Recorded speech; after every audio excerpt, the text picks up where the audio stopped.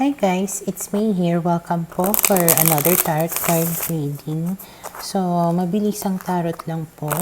Ang titingnan natin ngayon ay kung sino ang naiinggit sa inyo.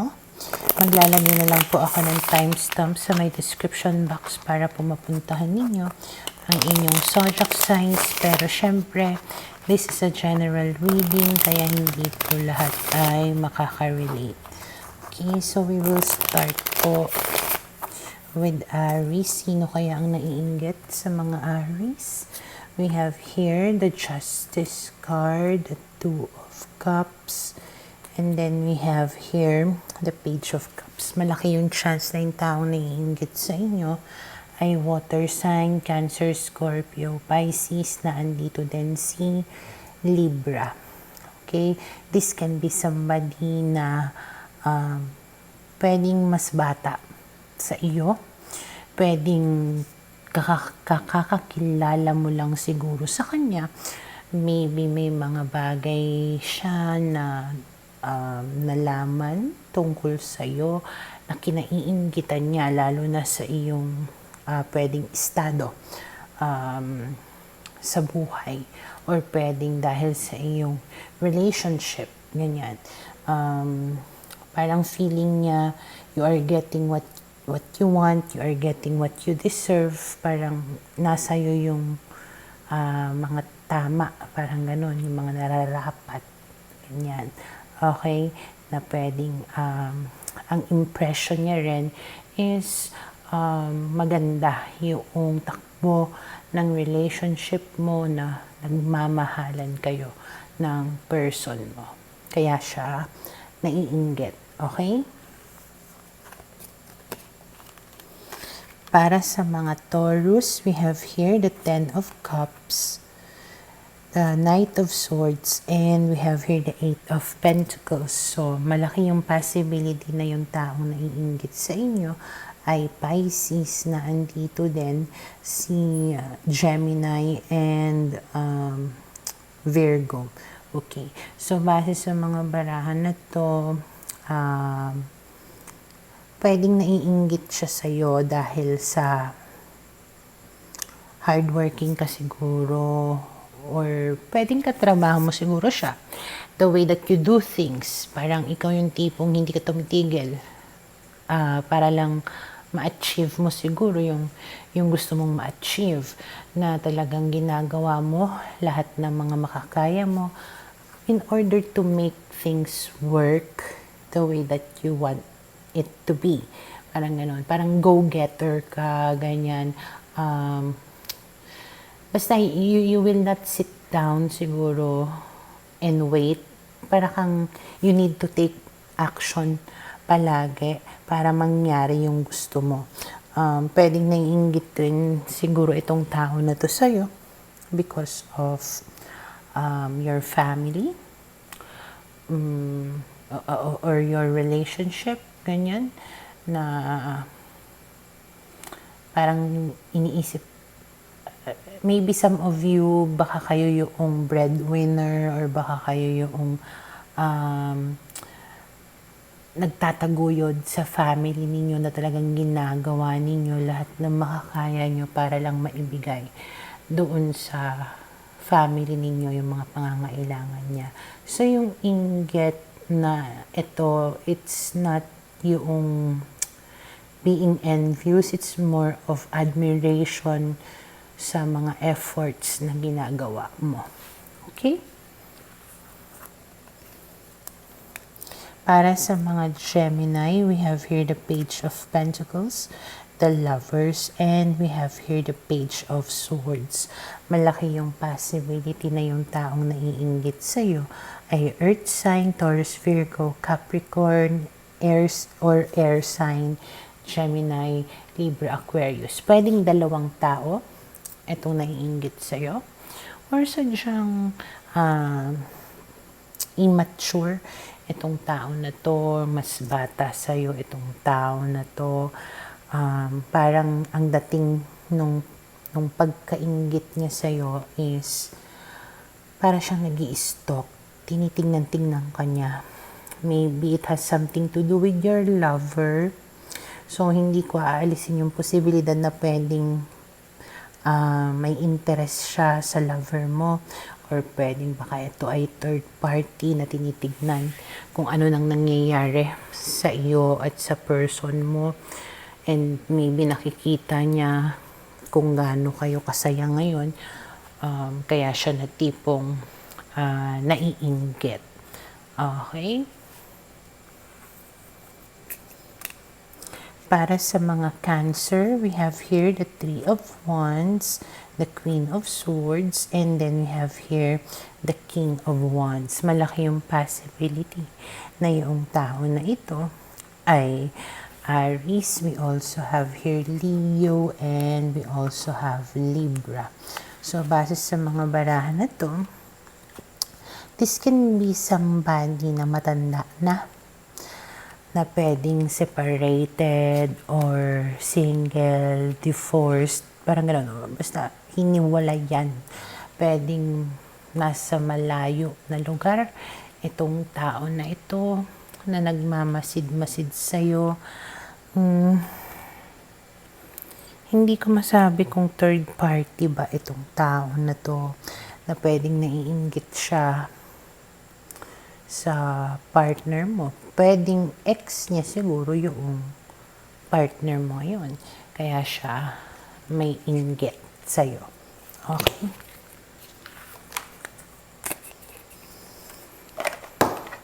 Para sa mga Leo, we have here the World card, the Death card, and we have here the Knight of Pentacles. So, malaki yung possibility na yung taong naiinggit sa inyo ay Earth sign, Taurus, Virgo, Capricorn, and we also have here Scorpio. Parang malayo yung loob ninyo sa isa't isa nitong tao na to. Pwedeng basta may nag-end na kumbaga yung connection ninyo sa isa't isa. So, siguro may mga bagay siya na nalalaman about sa'yo na kinaiinggitan niya. It can be because of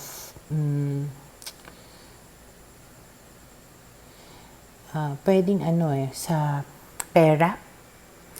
Maybe mas maganda yung takbo ng iyong career or takbo ng iyong business, ganyan.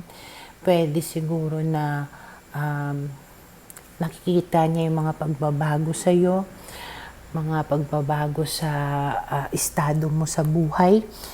Maaaring mabagal man yung usad ng iyong career or business, pero kumbaga, yung pag-usad na yun talagang may improvement, may paglago. Hindi man yung instant, hindi man yung magharbo agad. Ganyan. At least parang unti-unti, parang paganda ng paganda, palaki ng palaki. So, yun yung aspeto, kumbaga na kinaiinggitan niya sa'yo. Okay?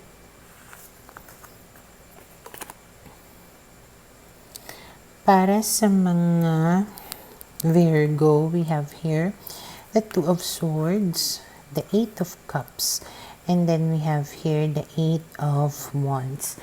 Malaki yung possibility na yung taong naiinggit sa inyo ay Libra. We also have here Pisces, and we also have Sagittarius. So, base sa mga barahan na to, parang nakakausap mo itong tao na to, may communication kayo nito Siguro naiinggit siya sa'yo kasi siguro nakuha mo na umalis sa isang sitwasyon na mahirap. Okay? Example, hindi ka makamove on siguro sa ex mo kasi nga mahal na mahal mo, pero kinailangan mong gawin at nagawa mo na lumayo doon. Okay? Parang naiinggit siya na tipong kahit alam mo na hindi ka sure sa kung saan ka mapupunta, ginawa mo pa rin.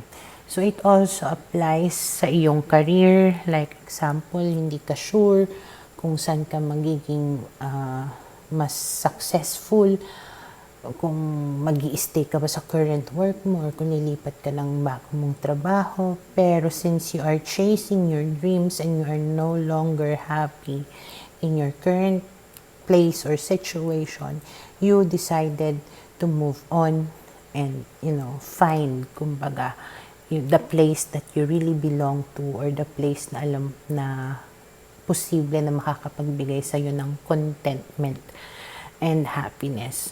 So, yun yung, kumbaga, kinaiinggitan niya sa'yo.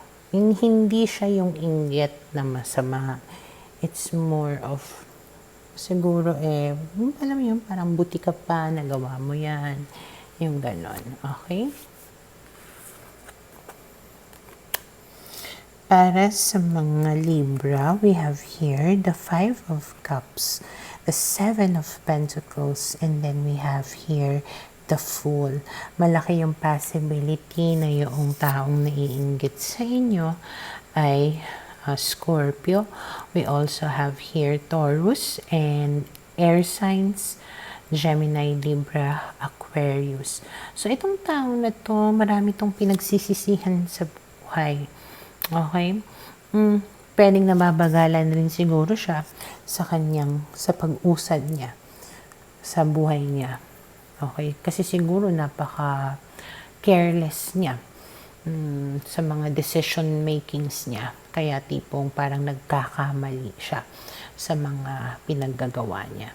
So, kumbaga, yung kinaiinggit niya sa'yo is the opposite of that. Okay? Maaaring ikaw masyado kang careful ka sa pagde-decide mo. Ganyan. Pwedeng pinagplaplanuhan mo ng maigi yung mga ginagawa mo. Pwedeng kahit na mabagal, kumbaga, yung improvement or mabagal yung progress mo, talagang nag-e-effort ka naman. Parang ganyan. And pwedeng nakukuha mo na right now yung mga pinaghirapan mo. Like example, kung nag-invest ka somewhere ng pera, pwedeng nakuha mo na pabalik yung kapital mo at kumita ka na. So, pwedeng naiinggit siya doon sa aspeto na yun, or pwedeng nagsisisi siya na kung bakit hindi kanya ginaya, bakit hindi siya sumunod sa mga ginawa mo. And di sana pati siya nakuha niya na kumbaga yung fruit of the labor, pwedeng ganon. Meron naman dito naiinggit kung halimbawa nabuntis ka, kinaiinggitan niya yon na aspeto. Kasi siguro hindi pa siya masyado kasi siguro siyang nag-enjoy pa sa life, kaya parang hindi niya nabigyan ng focus yung magkaroon ng family. Pwedeng ganyan. Okay?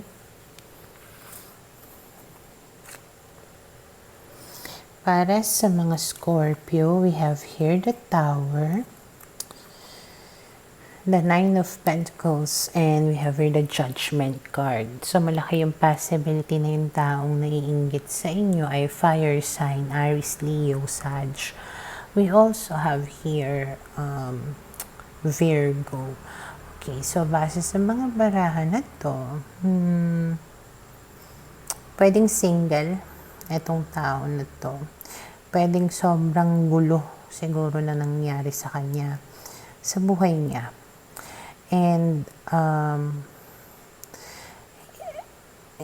hindi ko alam kung pinagchichismisan ba siya. Okay? Dahil sa mga nangyari sa buhay niya. Ganon. Pero naiinggit siya sa'yo kasi siguro pwedeng pareho kayong single at the moment. Okay? Ang difference lang kasi ikaw siguro kahit single ka, nakikita niya the way that you are enjoying your life right now as a single person. Okay? Pwedeng nabibili mo yung mga gusto mo. Naaalagaan mo na maigi yung gusto mo.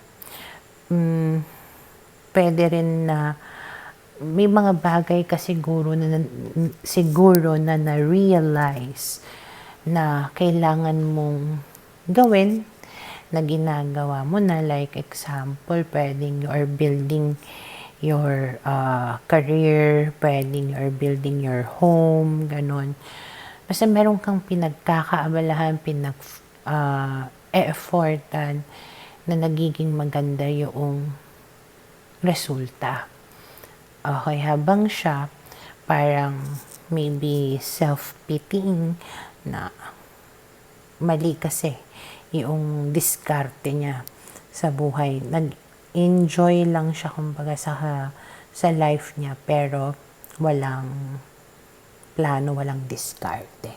Okay?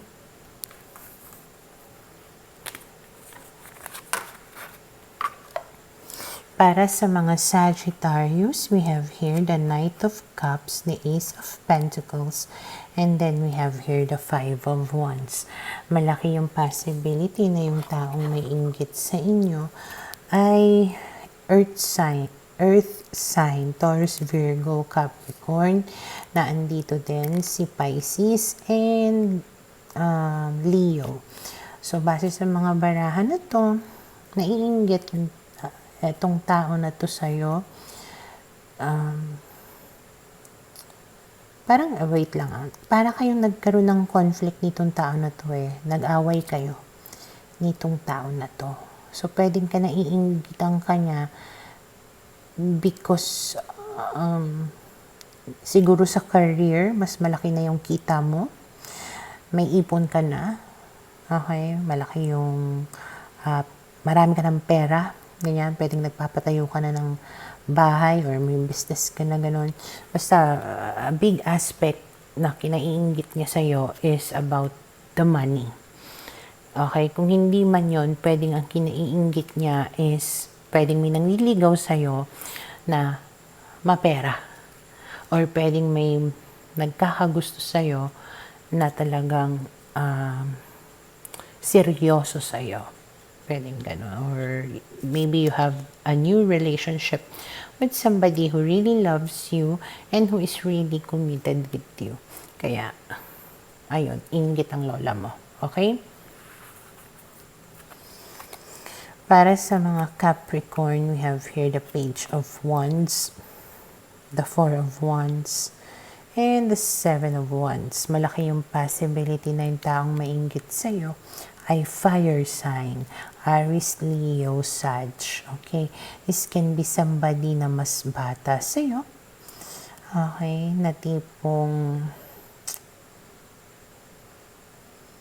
Seven of Wands. May pagka-stubborn itong tao na to. Matigas yung ulo. Parang meron siyang ipinaglalaban, pinaninindigan na tao.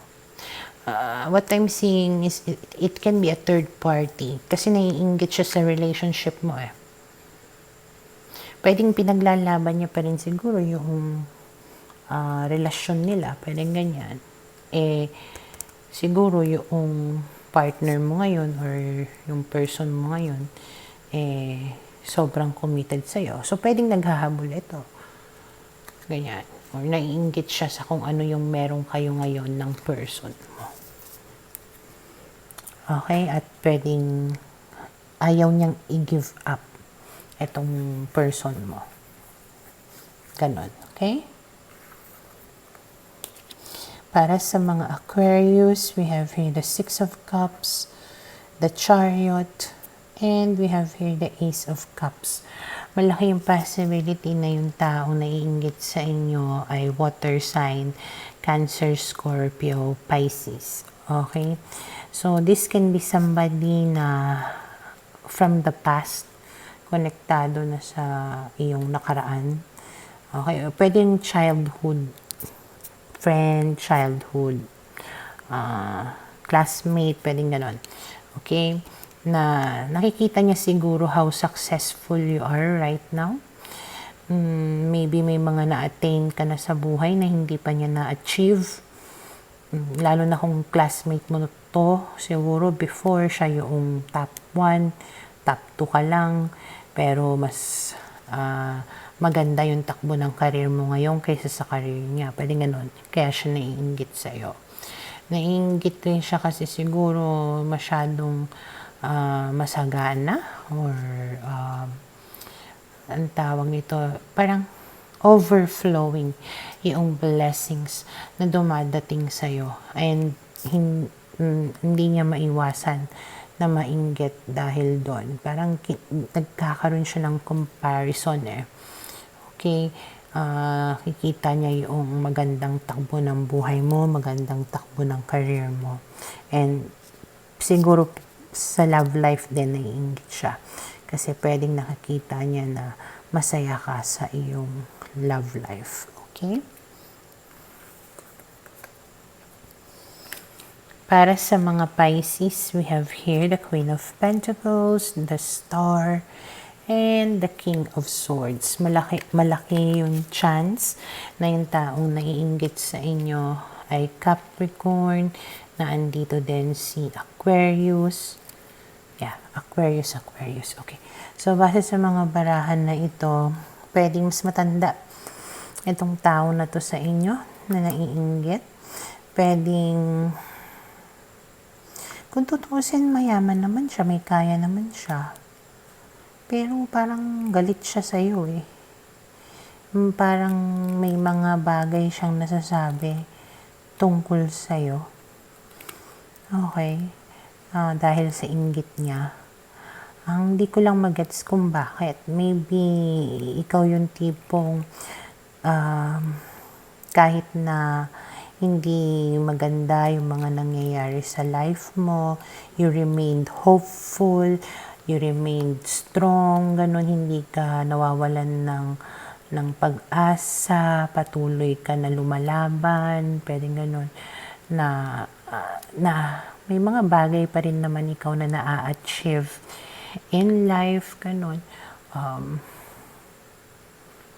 Pero ayun, ewan ko, naiinggit siya sa'yo. Kung tutusin, mayaman naman siya. Okay, kumbaga yung estado niya sa buhay mas mataas kaysa sa'yo. Yung iba nga parang pwedeng amo nyo, kayo yung kasambahay, pwedeng ganun Pwedeng siguro boss ninyo, tapos kayo yung clerk, pwedeng, or trabahador, pwedeng ganun. Supervisor, tapos kayo parang lang. Okay, somebody who is superior than you sa workplace or older than you, ganyan, na naiinggit. Kasi nakikita niya kumbaga yung potential in you. So somehow may threat doon na ay baka agawan ako, baka masapawan ako. Ganyan. Okay? So, yun yung nakikita ko na mga posibleng naiinggit sa bawat zodiac signs.